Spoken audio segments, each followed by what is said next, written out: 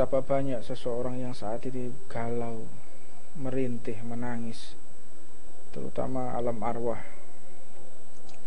yang saat ini mereka mendapatkan kesempatan duduk bersama kita,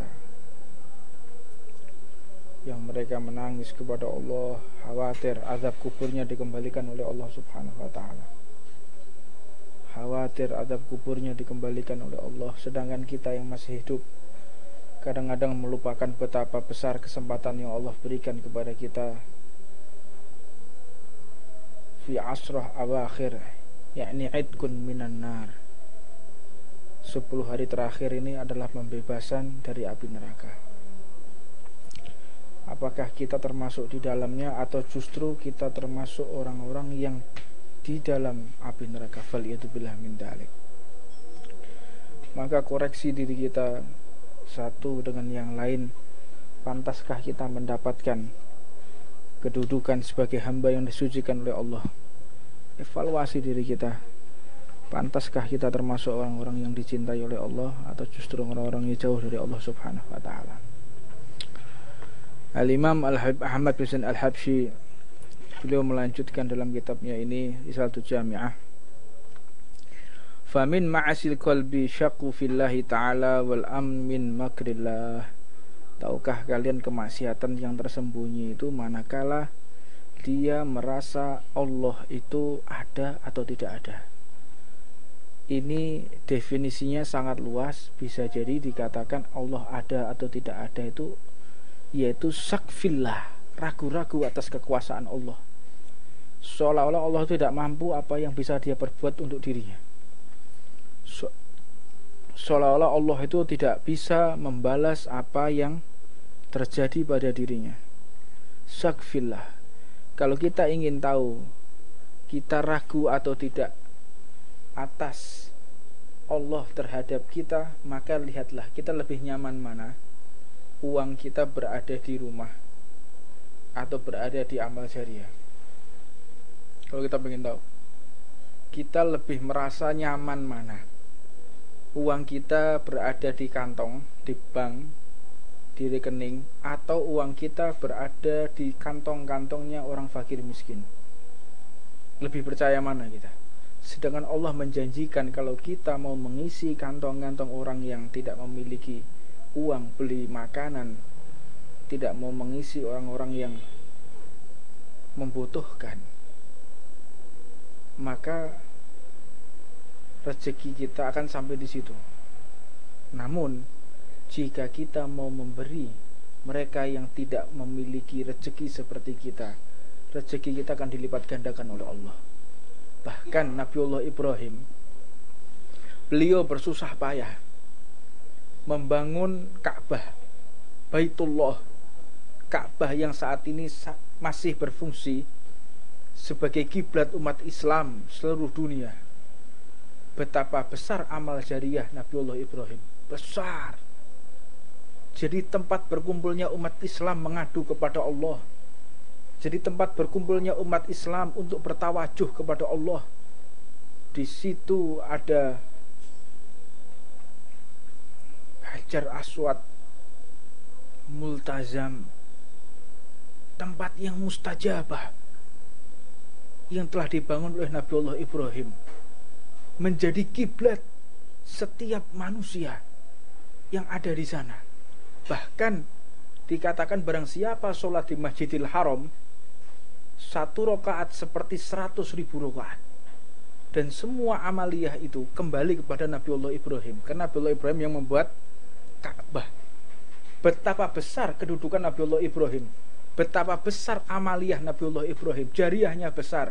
Namun ketika Nabiullah Ibrahim selesai membuat Ka'bah, selesai membangun Ka'bah, Allah berfirman, apa yang dikatakan oleh Allah? Wahai Ibrahim, amaliyahmu, jariahmu membangun Ka'bah tidak sebanding besarnya dibandingkan orang-orang yang mengisi kantong fakir miskin atau mengisi perut orang-orang yang lagi kelaparan. Satu suap yang kita berikan kepada fakir miskin ini lebih afdol, lebih mulia, lebih agung daripada Nabiullah Ibrahim ketika membangun Ka'bah. kita bisa pikirkan, kita bisa pikirkan, kita bisa renungkan betapa banyak seseorang yang menyalahi aturan, menggampangkan, bahwa kadang-kadang mereka yang beribadah ke Mekah, ibadah umroh, seringkali mereka berangkat haji tiap tahun, seringkali mereka berangkat menuju Masjid Nabawi, ziarah ke makam Rasulullah. Ketahuilah, orang yang setiap tahun haji, yang setiap bulan umroh, tidak sebanding apabila harta yang kita keluarkan untuk berangkat haji dan umroh itu lebih afdol kita serahkan kepada fakir miskin yang dalam keadaan kelaparan. Sebagaimana cerita Al-Imam Ibnul Mubarak radhiyallahu ta'ala anhu wa nafa'anallahu bi'ulumih. Al-Imam Ibnul Mubarak ketika beliau berhasrat ingin berangkat haji, pada masa itu sangat sulit orang berangkat haji, nggak seperti saat ini. Kita bersyukur ya di Indonesia ini, haji termurah di dunia itu di Indonesia. Tidak ada haji yang lebih murah melebihi Indonesia. Beruntung kita. Kenapa? Coba dihitung ya. Coba dihitung, menyinggung sedikit, menyimpang dari pembahasan kita. Di sana 40 hari. Setiap hari makan 3 kali. Ada fasilitas travel antar jemput. Belum lagi nanti ada living cost 1.500 real. Semua itu hanya 38 juta. Masih dapat ongkos uang kembali 6 juta. Total 32 juta. Hidup 40 hari di hotel, dibiayai, ada pemandu. Ini kadang-kadang orang masih menyalahkan pemerintah. Kita ini orang yang paling senang menyalahkan orang lain, yang paling senang membuka aib orang lain. Itu sifat kita, jeleknya kita di situ. Kalau ada orang yang jelek, wah, kita semangat untuk membuka aibnya. Kalau ada orang yang salah, wah, kita benar-benar semangat untuk menyebarkannya. Fal'iyadzubillah min dalik. Jadilah kita penyejuk di antara umat. Jadilah kita orang yang menutup aib sesama. Jangan kita berhasrat seperti kaum kafir yang tidak mengenal Allah dan Nabi Muhammad. Mereka berhasrat membuka aib saudaranya. Mereka berhasrat untuk menggunjing orang lain. Fal'iyadzubillah min dalik. Kembali kepada Imam Ibnul Mubarak. Masa beliau sangat sulit, nabung bertahun-tahun untuk berangkat haji. Ketika berangkat haji, di tengah perjalanan beliau melihat seorang perempuan yang lagi menyeret kambing. Kambing tersebut sudah menjadi bangkai, seret. Dibelah sama beliau, dibelah, dipotong-potong, diambil dagingnya. Kata Imam Abdul Mubarak, wahai ibu, apa yang akan kau lakukan? Diamlah engkau, wahai orang yang akan berangkat haji. Tidak usah tanya apa yang akan saya perbuat. Wahai ibu, saya bertanya kepadamu, apa yang kau tanyakan? Tentang apa yang kau lakukan? Aku tahu ini bangkai, aku tahu ini haram. Tapi haram untukmu, tapi halal bagiku. Haram untukmu, halal bagiku, kata si ibu ini.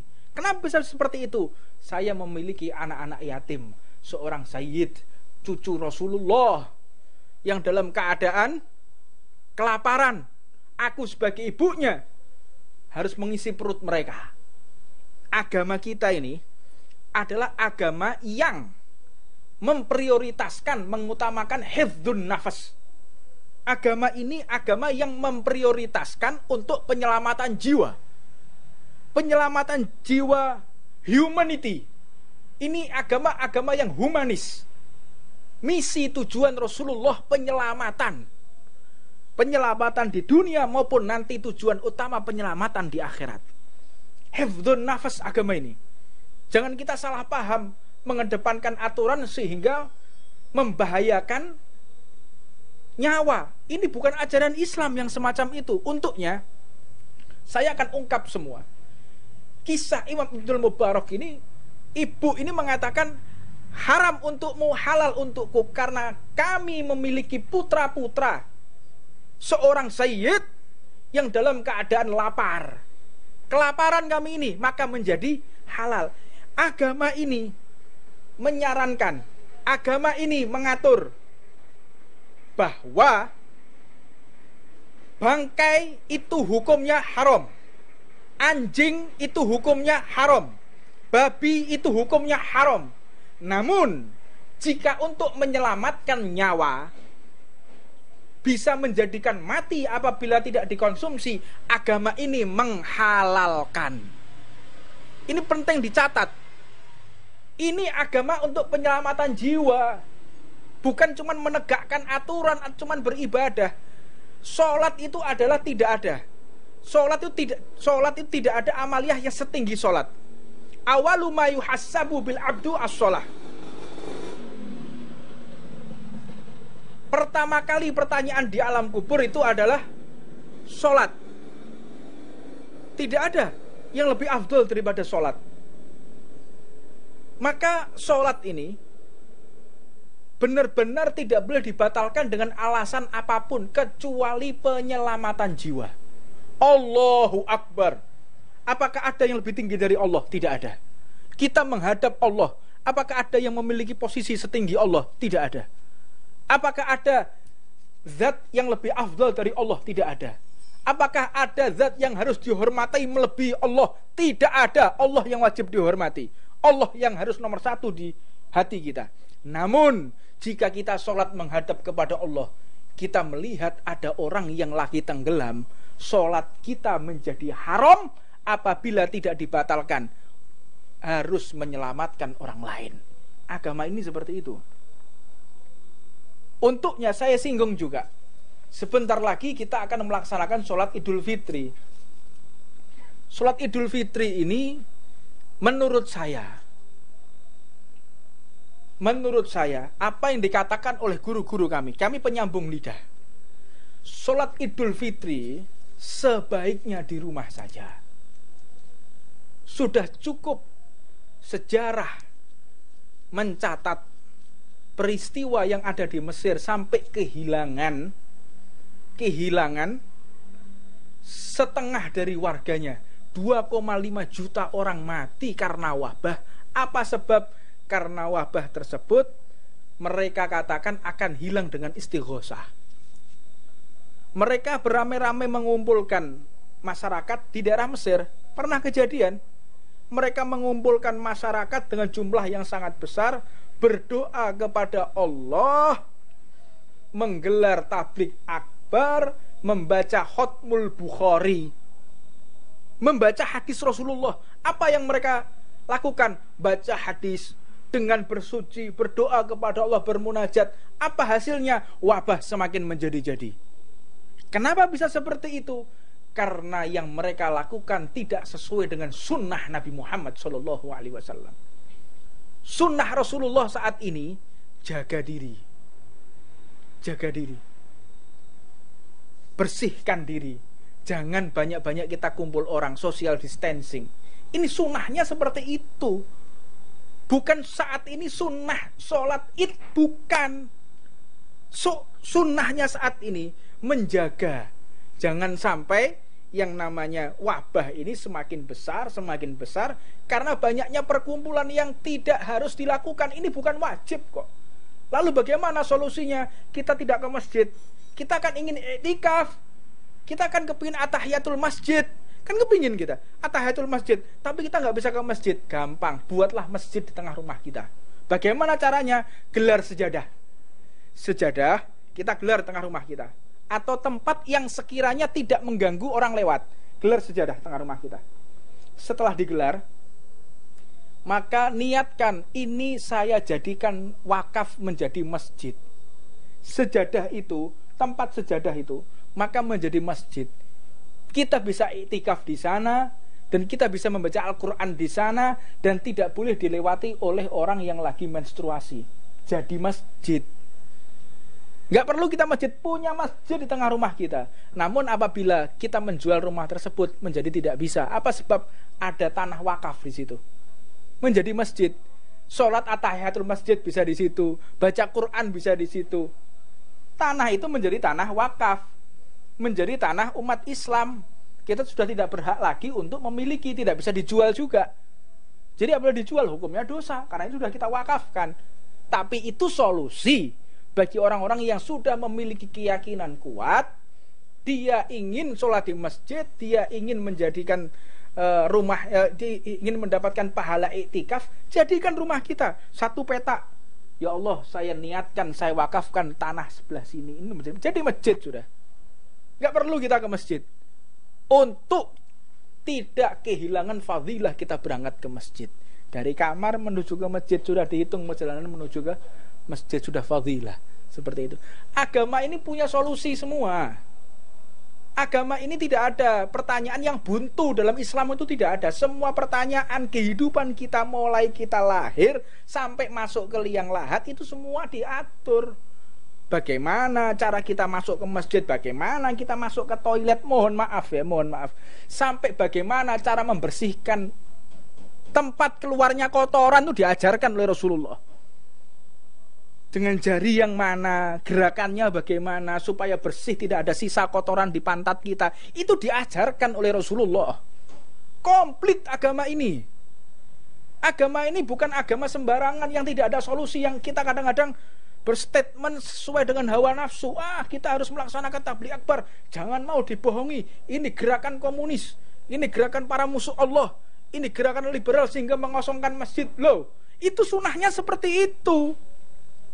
Namun kita memiliki kekecewaan. Ya, apa sebab kita para kiai, para ulama, para habaib diminta untuk umat ini tidak berkumpul pengajian, tidak berkumpul untuk melaksanakan sholat id. Tapi ya mohon dong pemerintah juga menertibkan mal-mal yang masih buka, tempat-tempat pasar yang masih buka, tempat-tempat perdagangan, tempat-tempat nongkrong, kafe dan lain sebagainya. Ya mohon ya ditertibkan. Jangan cuma dikasih jam.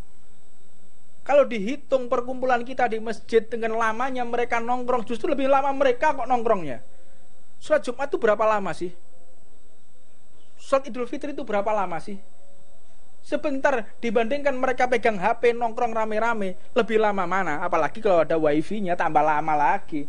Apalagi pasangan muda-mudi, lebih lama lagi. Apalagi tempat-tempat yang menyediakan baju baru dan lain sebagainya, mereka lebih berjubal di situ. Jadi kalau kita para ulama, para kiai, para habaib diminta untuk mengatur para santri, para umat untuk sholat di masjid, itu ditinggalkan sementara demi wabah ini. Sholat di rumah Idul Fitri, kami terima. Kami siap menerima saran pemerintah untuk menyarankan umat agar tidak sholat Idul Fitri. Namun pemerintah pun harus tertib,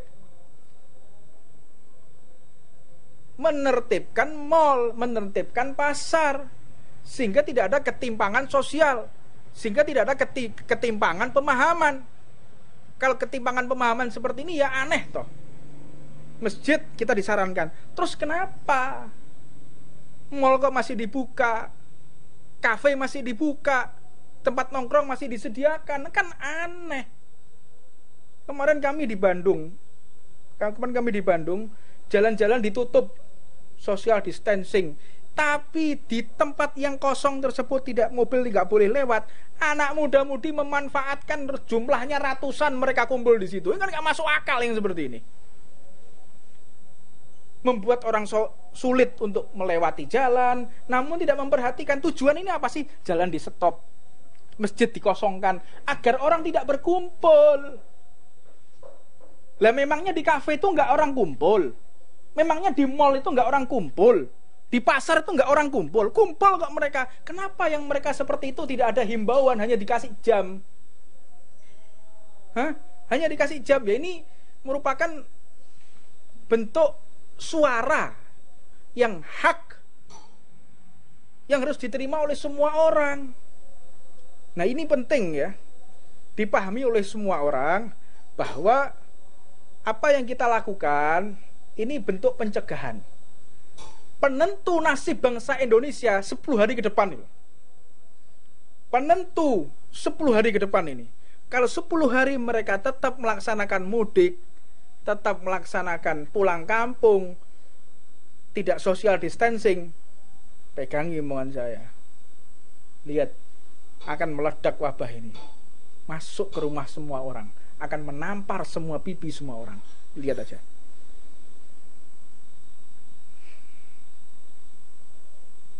Tolonglah ditertibkan semuanya. Sadar diri. Mereka yang ada di Jakarta, mereka di tempat-tempat yang saat ini melakukan PSBB, mereka kesusahan, sedih, tidak bisa bertemu dengan keluarga. Mereka sedih yang saat ini di PHK, tapi gak bisa pulang. Sedih, hanya makan tabungan, gak ada kerjaan. Namun di tempat-tempat tertentu mal masih dibuka, pasar masih dibuka, banyak orang berjubel. Ini kan menyayat hati namanya. Ya memang, yang namanya virus ini makhluknya Allah, ciptaan Allah, tidak bisa menyebar kecuali izin Allah. Memang. Siapa bilang enggak? Iya memang. Ini seleksi alam ya. Ini seleksi alam fi akhir sa'ah. Ini seleksi alam. Mereka orang-orang yang memiliki sesuatu dalam hatinya, akan terjadi sesuatu pada diri dan keluarganya. Orang yang bisa menyelamatkan hati, pikiran dan akhlaknya, dia akan selamat sampai berjumpa dengan husnul khotimah. Ini seleksi alam ini. Silahkan pikirkan baik-baik. Nasib bangsa Indonesia 10 hari ke depan.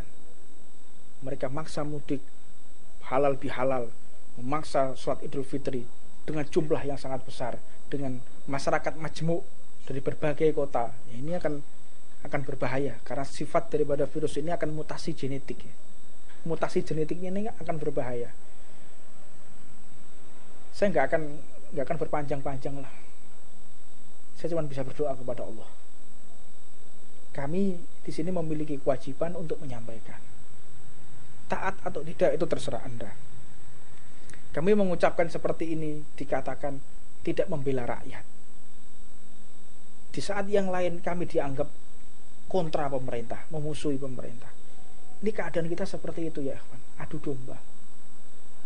Berbicara apapun salah, diam pun salah, mengomentari apapun salah, tidak mengomentari juga salah. Ini disalahkan semua orang. Ini antara satu dengan yang lainnya saling menyalahkan.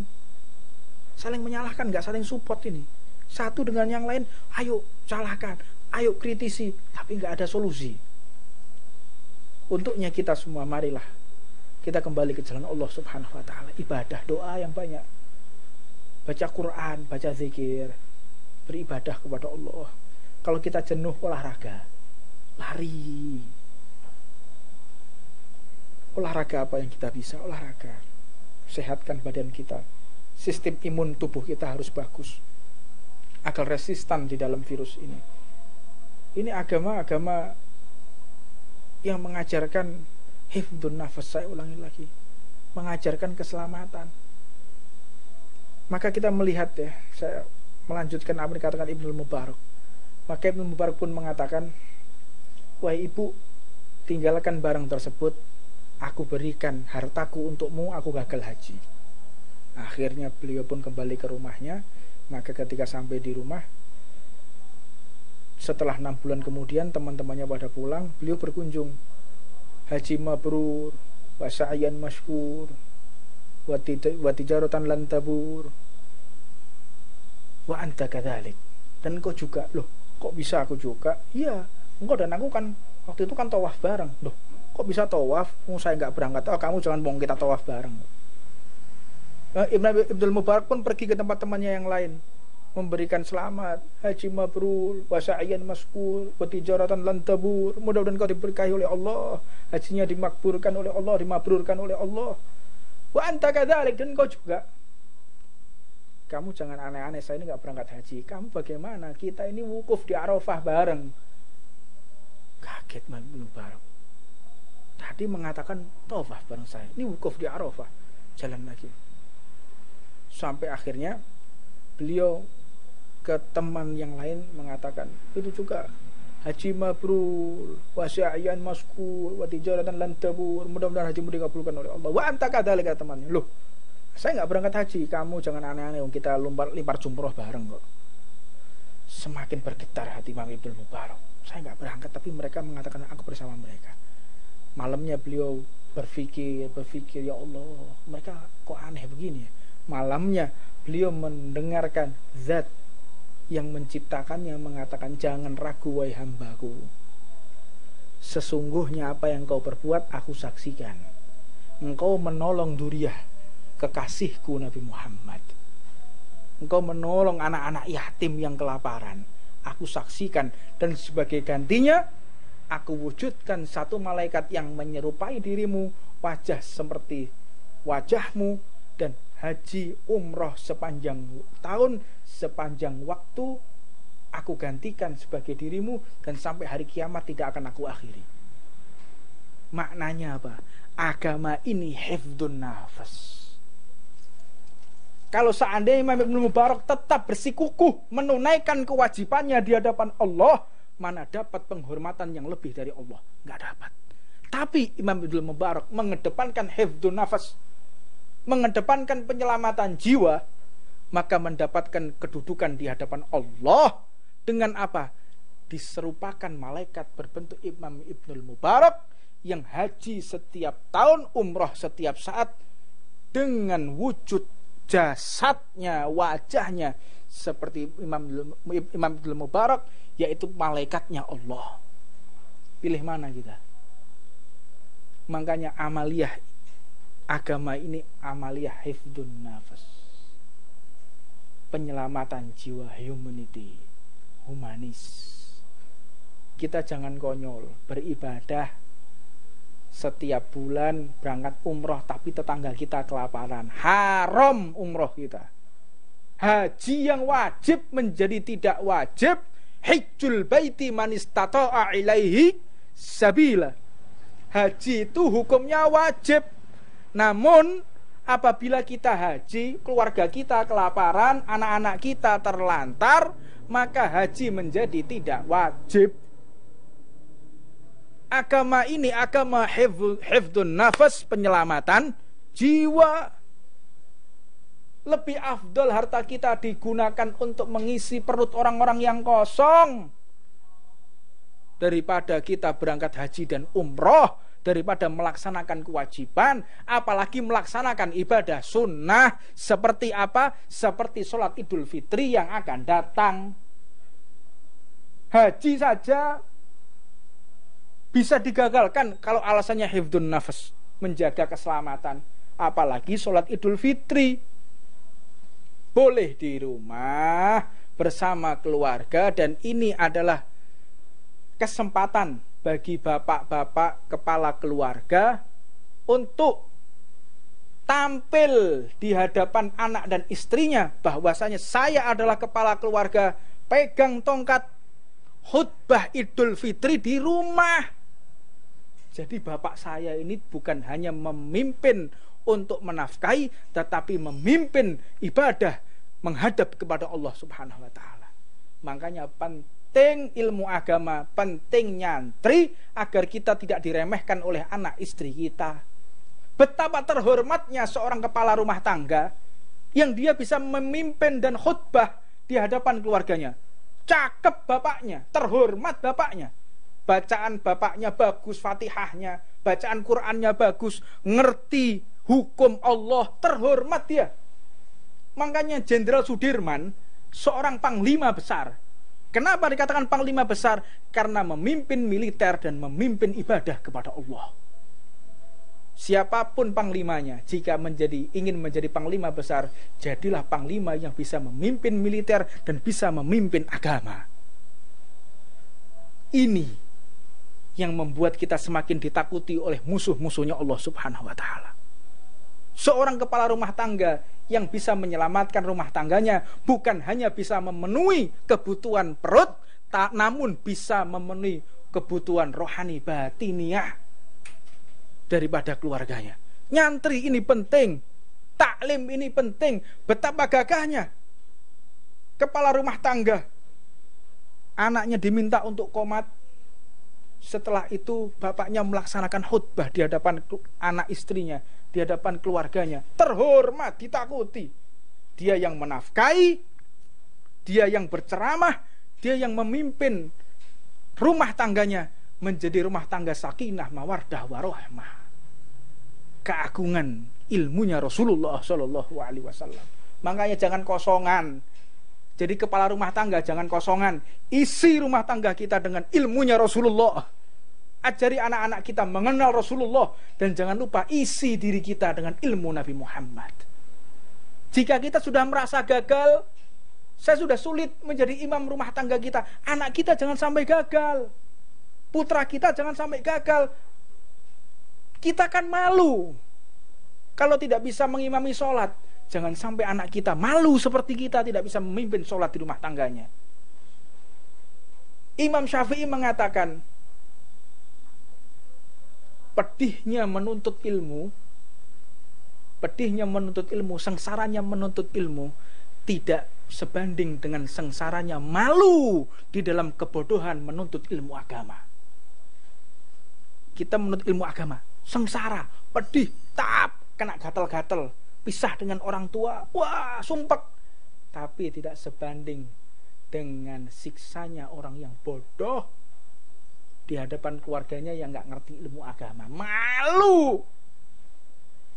Apalagi udah masanya tarawih, bapak yang imami tarawih ya bapaknya gak bisa baca sholat, baca Quran gak hafal, tajwidnya gak bagus. Ada saran seperti ini, bapak lah nanti yang menjadi sholat, imam sholat Idul Fitri, bapaknya gak ngerti, apa gak malu, gak menyesal? Kalau kita sudah terlanjur gak bisa memimpin sholat Idul Fitri, maka jangan sampai anak kita merasakan malu seperti kita. Bekali anak-anak kita dengan ilmunya Rasulullah Shallallahu Alaihi Wasallam. Mudah-mudahan pesan ini sampai ke seluruh Nusantara. Pesan ini didengar oleh semua orang. Hifdun nafas segala-galanya, penjagaan nyawa segala-galanya, bukan hanya untuk umat Islam, seluruh umat beragama, seluruh umat manusia harus diselamatkan. Kita sholat Allahu Akbar, itu ada orang Nasrani lagi tenggelam, batalkan sholat kita, tolong orang Nasrani itu. Ini agama kita seperti itu. Bukan itu harus orang Islam apa? Enggak seperti itu agama. Kecuali ada 3 golongan orang. Yang pertama, tarkus sholat, orang yang meninggalkan sholat. Boleh orang ini dibiarkan kelaparan, boleh orang ini dibiarkan tenggelam, boleh orang ini untuk tidak dihiraukan. Boleh. Siapa mereka? Tarkus sholat. Mereka meninggalkan sholat. Bahkan di dalam kitabnya Takritotus Sadidah, di dalam bab khusus masalah tarkus sholat, orang yang meninggalkan sholat ini haram jenazahnya untuk disolati, haram jenazahnya untuk dikafani, bahkan haram jenazahnya dimakamkan di pemakaman orang Islam. Ini bukan untuk diterapkan, tapi biar kalian tahu seperti itu hukumnya. Bahkan diceritakan pula orang yang meninggalkan sholat ini boleh dorobtu unukihi bisaif, boleh dipenggal kepalanya dengan pedang, diatur bagaimana cara menggalnya. Ini orang-orang yang ingkar terhadap sholat. Namun tarkus sholat, orang ini boleh diasingkan, boleh diusir dari pemukiman. Karena apa? Orang yang tidak sholat itu membawa 124.000 laknat kutukan dari Allah. Orang yang meminum minuman keras itu turun 1 laknat Allah. Orang yang membunuh turun laknat Allah. Tapi orang yang meninggalkan sholat turun 124.000 laknat dari Allah. Tahukah laknat? Apa itu laknat? Kutukan Allah. Kutukan Allah ini turun kepada siapa yang bisa kita lihat? Turun kepada iblis. 1 kali kutukan Allah turun kepada makhluknya, makhluk tersebut tidak bisa masuk ke dalam surga. Makhluk tersebut tidak mendapatkan rahmat Allah. Namun orang yang meninggalkan sholat, Allah kutuk sebanyak 124.000 kutukan. Faliyatubillah min dzalik. Pikirkan baik-baik, tarkus sholat ini sangat berbahaya. Meninggalkan sholat 5 waktu ini paling berbahaya.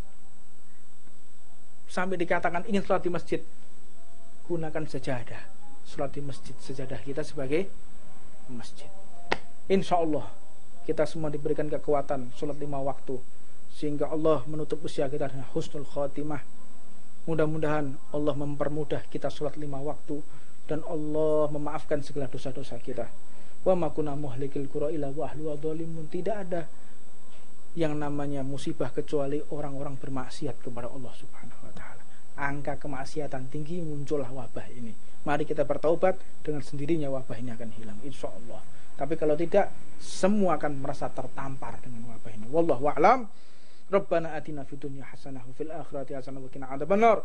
Wa 'alam mana wa sayyidina al-habib Muhammad sallallahu alaihi wa sallam wa 'alam habibana Ahmad jamta wa barik wa 'alam masyayikhuna wala wa 'alam mana auliya tis'a wala wa 'alam mana wa sayyidina mahsusan sayyidina Muhammad bin Sayyidina Ahmad rahmatullah wa sayyidina Syekh Jaluddin wa sayyidina Maulana Ishaq wa sayyidina Imam Al-Habib Abdul Qadir wa Durus Zakah wa 'alam mana Hashim Asy'ari wa 'alam mana Bahwa Hasbullah wa 'alam mana wa Syekhuna Khalid bin Abdul Latif Bangkalan wa 'alam mana masyayikhuna wa jami'il qiyayat wa jami'il muhaddithin mufassirin wa 'alam mana wa rijal ghaib wa 'alam mana qutbuz zaman wa 'alam mana sadatina sufiyah aina ma kanu wa Allahu min asgardi ila ghaibiha wa 'alam mana ma jami'a awliya illah wa ila hadratin nabi Muhammadin sallallahu alaihi wasallam. Sidal Fatihah. Jangan ta'alim wa maghdubi 'alaihim waladdallin. Amin. Wallahu a'lam. والله أعلم.